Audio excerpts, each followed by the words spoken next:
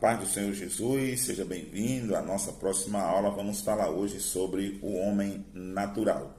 Na aula passada você estudou sobre o homem original, que foi o homem na condição em que ele foi criado por Deus, perfeito em santidade, inocente, puro, seguindo ali os propósitos de Deus. Porém, o que nós notamos é que quando nós lemos Gênesis capítulo 3, as escrituras dizem que a serpente invadiu o ambiente da comunhão com o homem e contaminou. Se você ler Gênesis 3, do versículo 1 até o versículo 19, você vai ver isso aí e vai entender que Deus expulsou o homem do jardim para que ele não tomasse também da árvore da vida e vivesse eternamente em condição de pecador. Mas Deus, então, já tinha ali um projeto de redenção para o homem. Nós vamos estudar ainda nesse curso. Mais importante é que nós estudarmos sobre o homem natural. Quando o homem caiu, o homem pecou, o homem adquiriu, perdeu a originalidade, restando apenas alguns traços, alguns resquícios dessa imagem de Deus, dessa originalidade que o homem tinha. E aí então ele passou a ser um homem natural. E quando nós lemos lá no livro de 1 Coríntios, capítulo 2, versículo 14, diz: ora, o homem natural não compreende as coisas do Espírito de Deus, porque lhes parecem loucura, e não podem entendê-las porque elas se discernem espiritualmente.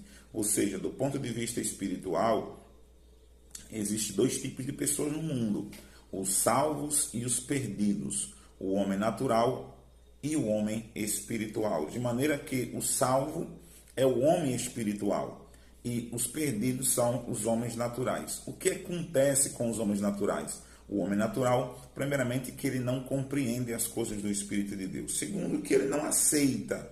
Terceiro, que para ele essas coisas são loucura, são besteira, elas não fazem sentido. O homem natural, ele está totalmente atolado no seu ego, no seu orgulho, na sua soberba. Ele está atolado nos seus pecados, nos seus desvaneios. Ele tem prazer ali na luxúria, tem prazer no poder, se ilude com as riquezas, e ele está o tempo todo correndo atrás de coisas fúteis, que na verdade nem vai importar lá muita coisa para ele, porque ele vai morrer e ele não vai levar nada do que há nessa terra. O corpo vai para o pó, o espírito volta para Deus, e lá, aquilo que ele correu atrás, que ele perdeu o tempo dele buscando, não vai servir para absolutamente nada. E é aí que ele vai perceber que foi uma vida fútil que ele levou.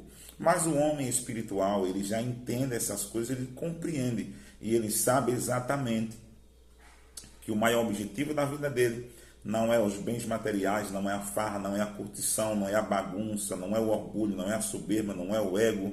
O maior bem e a coisa mais importante para a vida dele é conhecer o Senhor e saber que o Senhor é Deus. Como diz lá no livro de Jeremias, capítulo 9, versículo 23. Não se glorie o sábio na sua sabedoria, não se glorie o forte na sua força, e nem se glorie o rico na sua riqueza. E se alguém tiver que se gloriar, glorie-se nisso, em saber que eu sou Deus, que eu sou o Senhor, que eu faço misericórdia, justiça e juízo na terra, porque dessas coisas eu me agrado. O homem espiritual, ele é o homem dotado dessa capacidade de reconhecer a Deus e conhecer que o Senhor é importante para a vida dele mais do que todas as outras coisas. Então Cristo está para ele em primeiro lugar. O homem natural, ele carrega algumas características. Quais são as características do homem natural? Primeiramente é que ele é um homem pecador. O prazer dele está no pecado, o prazer dele está na curtição, na farra, nos desejos, dos instintos do corpo. O corpo, como a Bíblia chama de carne, tem instintos. Esses instintos são totalmente desprovidos de sabedoria. Os instintos sexuais, os instintos apetitosos, os desejos de luxúria, os desejos de prazer, como dizia Freud, né, que o homem ele está em constante busca pelo prazer. Freud falava em um contexto do homem natural, o homem carnal, porque Freud era ateu. Ele não entendia o homem espiritual, ele falava apenas do homem natural, a corrida pelo prazer. Então fala-se dos instintos do corpo. Então o homem ele é pecador porque ele é guiado por essas coisas.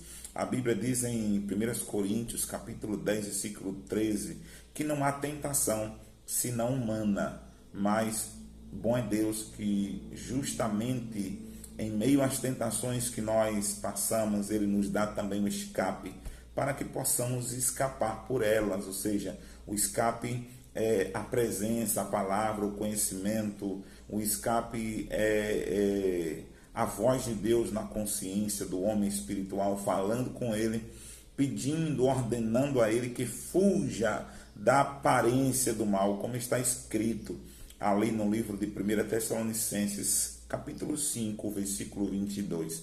Fugir, apartai-vos da aparência do mal, ou seja, corra da aparência do mal. Então, é o escape que Deus nos dá. Mas o homem natural, ele é um homem pecador. Ele é um homem que está constantemente julgado. Por quê? Porque ele não aceita a palavra de Deus. Ele não aceita os ensinamentos do Senhor. Jesus disse que o Filho, lá em João capítulo 3, versículo 18, diz que o Filho de Deus não veio para o mundo para condenar o mundo, mas para que o mundo fosse salvo por ele. Quem nele crê não será condenado, mas o que não crê já está condenado porque não crê. E a condenação é essa, versículo 19 do capítulo 3 do livro de João, ou seja, João 3, 18 e 19. E a condenação é esta, que a luz, Cristo, a palavra, o conhecimento, o verbo de Deus, veio ao mundo, mas os homens amaram mais as trevas, a ignorância, a farra, os desejos apetitosos do corpo, do que a luz, porque justamente as obras do corpo são obras malignas. Então o homem ele é pecador, ele está em constante condição de pecado, ele é julgado porque ele não aceita a palavra de Deus. João 12, 48 diz que se alguém rejeita Cristo e as palavras de Cristo, já tem que um julgue. A palavra que Cristo tem pregado, essa o julgará no último dia. Então ele é um homem julgado e ele é um homem condenado. Condenado por quê? Porque ele não aceitou a salvação de Cristo, porque ele não está aceitando a condição de servo de Deus, não está aceitando o sacrifício que Jesus operou em prol da vida dele. E com isso, ele também é um homem que está na condição de morto, ou seja, separado de Deus. E isto é a condição do homem no caminho do inferno, é a condição do homem no caminho para o lago de fogo. Ele é um homem separado de Deus. Ele é um homem que não se aproxima de Deus, ele não tem conhecimento de Deus, ele não tem entendimento de Deus, por isso ele é constantemente guiado pelos seus instintos e caindo de pecado em pecado e se lançando de abismo a outro abismo, como diz ali no livro de Salmos 42, versículo 7, que um abismo, ele chama outro abismo, ou seja, de pecado em pecado, de mal em mal, de buraco em buraco, o homem natural vai caindo, o homem natural vai se despencando ladeira abaixo, longe cada vez mais do Senhor. Então, esta é a condição do homem natural. A Bíblia diz em Romanos 6, 23 que o salário do pecado é a morte, mas diz também que o dom gratuito de Deus é a vida eterna em Cristo Jesus. No livro de Provérbios, capítulo 14, versículo 12, diz que há caminhos que para o homem parecem direito, mas no fim eles são caminhos de morte. Então o homem natural, ele é um homem separado de Deus, ele é um homem que caminha para a morte, ele é um homem desprovido de conhecimento do Senhor, ele é um homem que está guiado constantemente só pelos prazeres das coisas da vida. Ele não entende que a graça de Deus já foi liberada, ou seja, o livro de Efésios 2,8 diz que pela graça sois salvos por meio da fé.